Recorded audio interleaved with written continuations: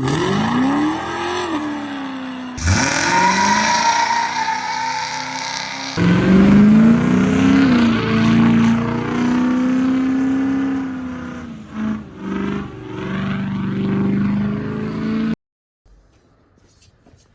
I guess the next thing I'm going to tackle is, well, I got this new piece welded in. I was looking the other day and realized that it is like a 1/4 inch off right there. It's that pretty big gap right there.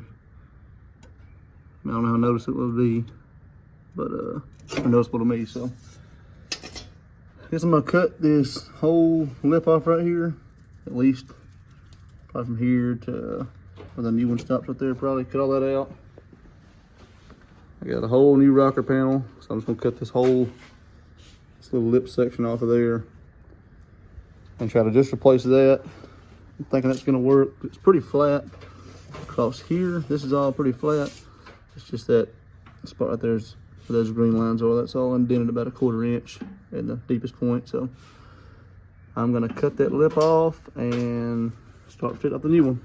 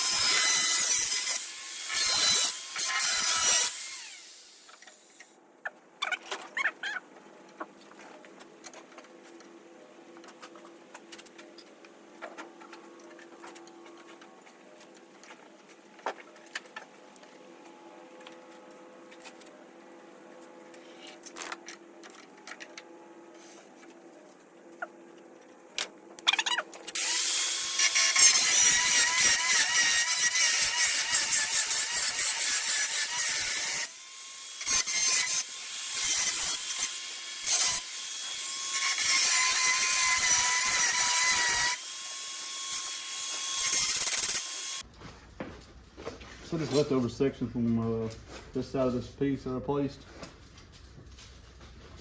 So I'm thinking what I'm going to do is, I guess just cut this lip off, cut it way bigger than I need it right here, and I'll ease it up in there where I know it's going to be right, and then I'll tack it in. I didn't put the door on just to verify that it's going to be in the right spot, and then I'll fully weld it in after that. So I don't have to fight all this crap a 3rd time.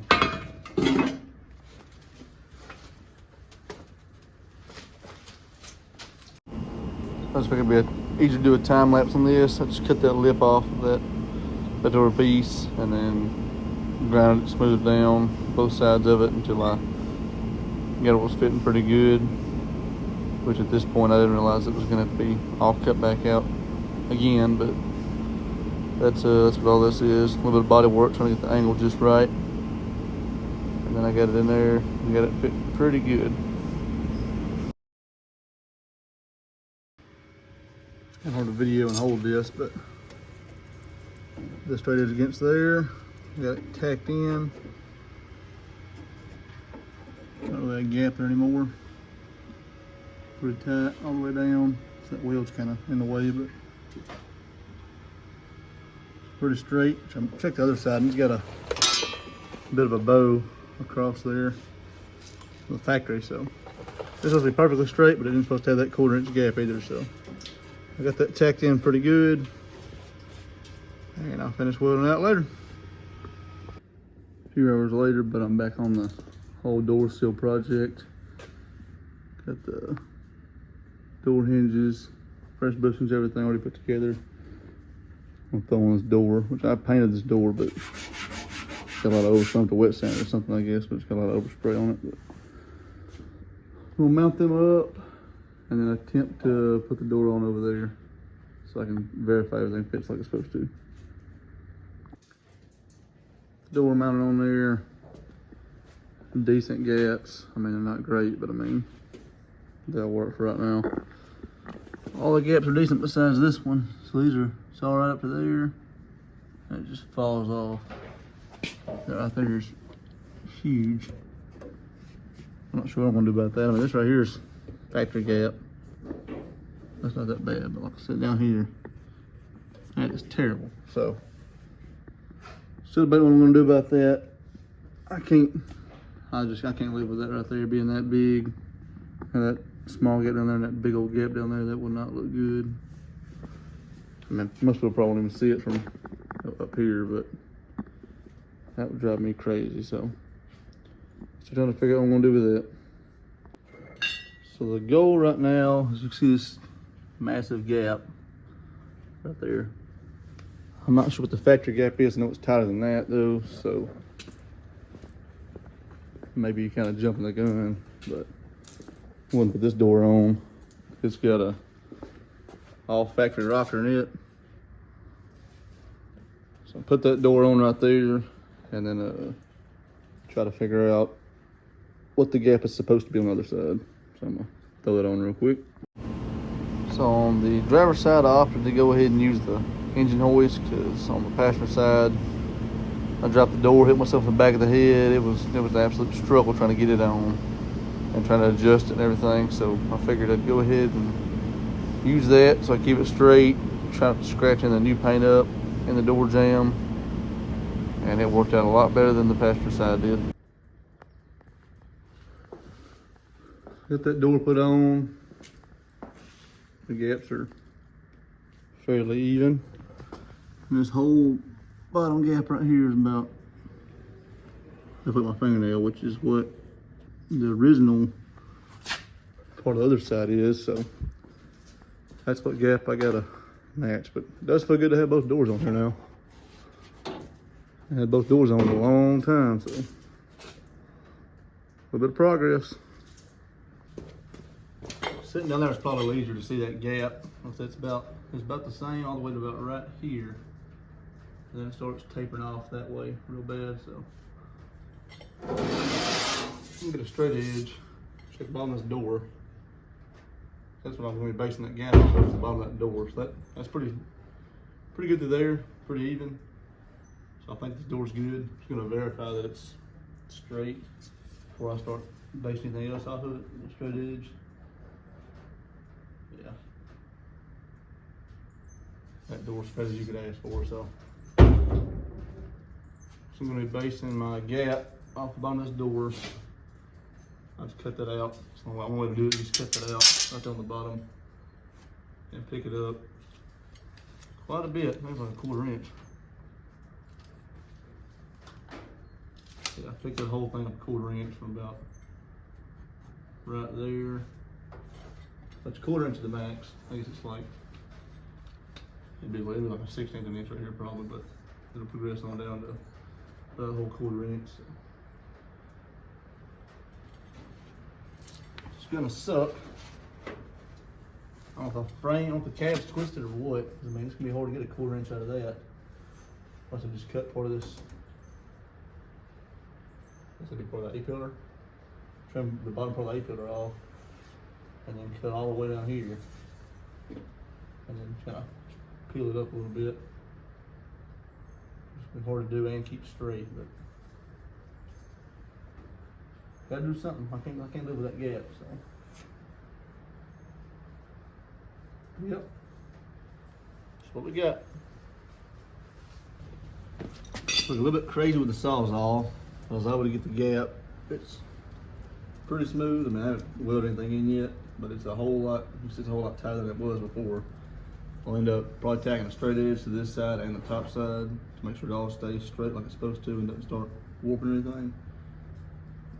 But yeah, I cut some pretty jagged cuts out of it. That's my problem now though. So yeah, I took the Sawzall, went down through there, trimmed as much as I needed to, which that big gap right there, I'm just gonna come up just a little bit whenever I get to tack it in. But that will have to wait for a different day because it is almost time to go to work. So We're back on this rocker panel mess right here. Just trying to measure the bottom of the door gap between there, and it was kind of doors moving around, getting a kind of inaccurate measurement. So got the old door striker back on, so now I can have a pretty, it'll hold it still at least while I'm trying to measure it. So the easiest adjustable tool I have is gonna be feeler gauges. Obviously not that accurate, doesn't need to be that accurate, but I can stick it in here and see it's gonna fit in there real good. That's the factory gap. So I mean, if I can fit it in there, I'll just have to, I'll go around the whole thing checking it as I'm working on it, trying to get everything right. So I can check a spot, tack it in, and then once I work my way down, and then try to get it all straightened out as I get my way down, work my way down. That's the plan right now anyway.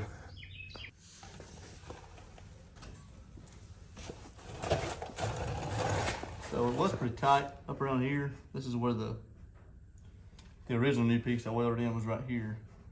Had a big peak right there where I welded it in. Which it kind of bowed up from when I picked it up when I bought it. I guess I didn't notice or didn't realize the thing was that big of a deal, but it was bowed up a decent ways right here, and the door was all crinkled from the picking up the forklift. So they had bowed this just a little bit. It wasn't real bad over here, but it was real bad right here when I started replacing metal. But I got that, just kind of went down here through here and marked it where it would fit, where it wouldn't. So it would bind up about right here. So I kind of just got the body hammer and just tapped it down and worked this way. So now it'll fit in there pretty good, and it's cut. It's still cut about right here. So I got that part fixed. So now I can go down from here, start working on the stuff I need to weld in. Which is gonna be a good amount of welding, but it shouldn't be too terrible.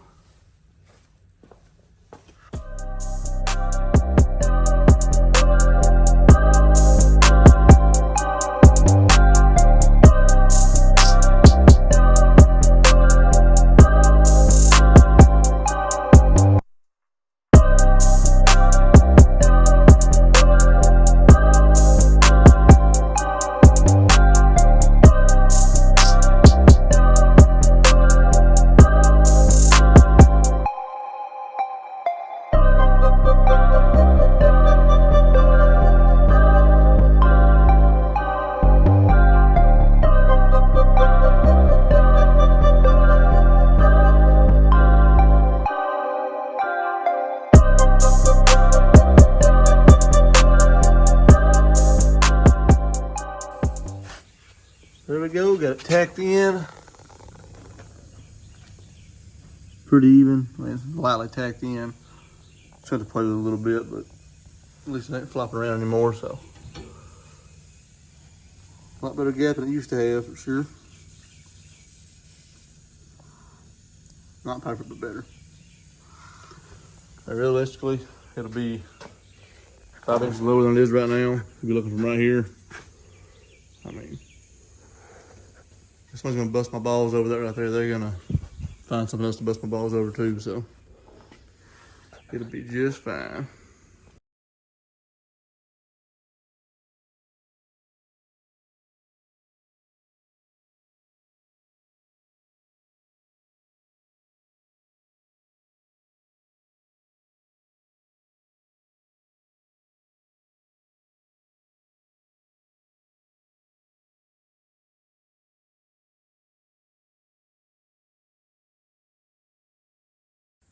There's a rocker. Got all the metal work finished. I just double checked, make sure there wasn't any pinholes. It looks like crap, to be honest with you. That part right there is taller and it kind of thins down. It's bigger back up as it goes down there, but I believe it's going to be good enough because I'm tired of messing with it. I mainly want to just get that bottom line straight. It's pretty good. The one that's going to be seen outside the truck. Honestly, that doesn't really matter. This part doesn't really matter that much. I mean, I never claimed to be a professional body man, so. Then we're gonna start doing some 180 on there. Get all the rust off that I could with the little bitty 2-inch roll lock. I'll start putting putting some 180 on there, hand sand what I have to. We'll throw some primer on it today and be done with that part of it. I got the everything on me priming. I got it hit it with a 180 grit. Got it halfway back tape, so it won't be spraying everything down, but I should be able to control it pretty good. But all this stuff back here, I'm not worried about this crap back here. It can get painted or whatever else. I'm just gonna go up with spray paint. So I got the epoxy primer catalyst, mix it up, threw it in here with a strainer. I think I did one of the videos I did a while back. I kind of explained what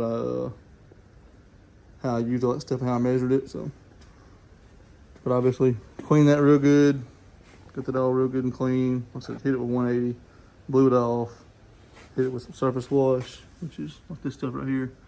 It's what you want to use after you sand stuff. Wax and grease remover before, that surface wash afterwards. Put the tape back and cleaned off real good. So I'm going to spray this down.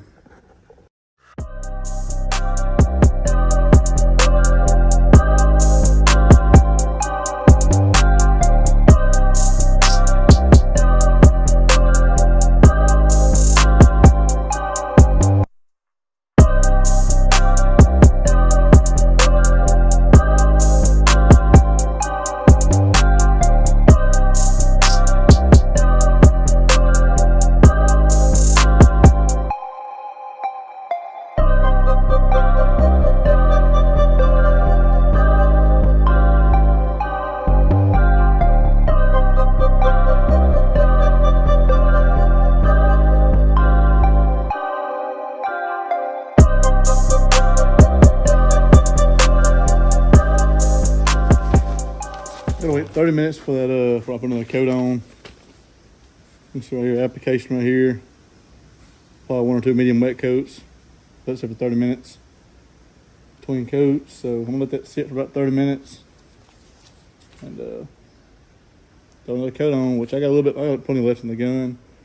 If you look on here, it says pot life of about 90 to 120 minutes. So you got hour and a half to 2 hours of it just sitting there, which I'd probably stir it up after it sits there for a while, but it's not gonna harden up as soon as you spray it, as soon as you mix it up anyway, so got plenty of time on that. Yep. About 3:15, I'll put another coat on it.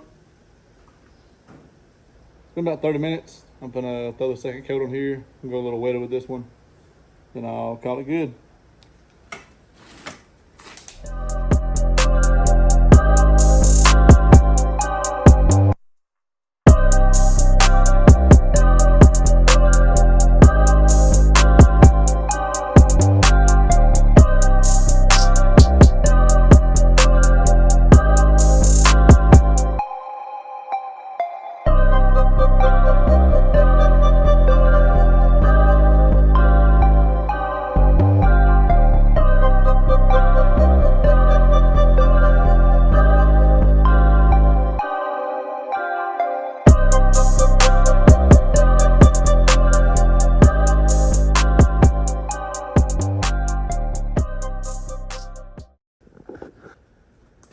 We need some light on this situation here. I ain't got a flashlight handy, so leave everything covered under there.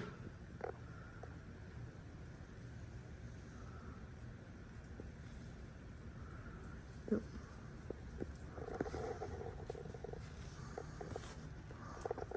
Well, obviously, I'm gonna do a little bit of body work on this stuff, but